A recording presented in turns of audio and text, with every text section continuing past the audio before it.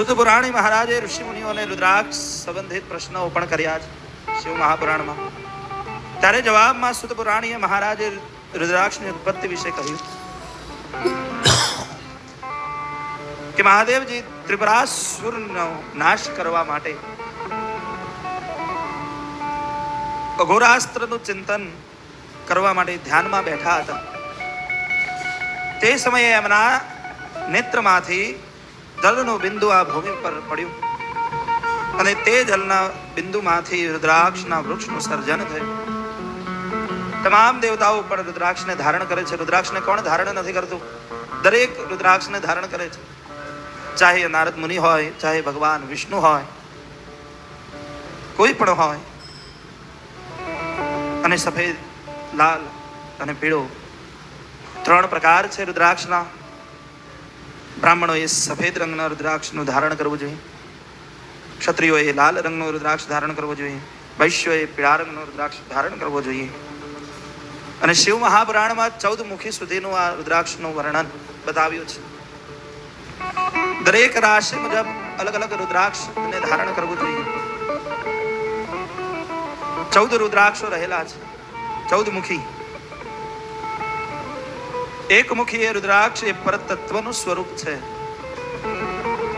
2 મુખી રુદ્રાક્ષ એ અર્ધનારીશ્વરનું સ્વરૂપ છે.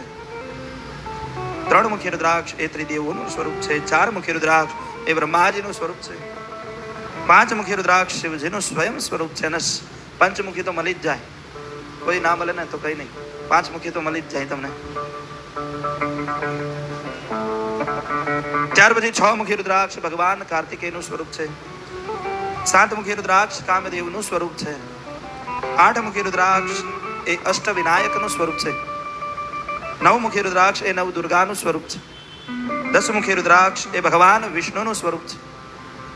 11 મુખી રુદ્રાક્ષ એકાદશ રુદ્રનું સ્વરૂપ છે.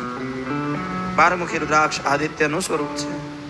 13 મુખી રુદ્રાક્ષ એ કામદેવનું સ્વરૂપ છે. અને 14 મુખી રુદ્રાક્ષ એ જે 14 ભુવન છે, અતળ વિતળ સુતળ ત્રાતળ રસાતળ પાતાળ, આ 14 ભુવનનું સ્વરૂપ છે 14 મુખી રુદ્રાક્ષ. 7 લોક ઉપર, 7 લોક નીચે અને વચ્ચે પૃથ્વી. હે અતળ વિતળ સુતળ રસાતળ મહાતળ પાતાળ, એમ 7 પાતાળ અને 7 લોક રહેલા છે.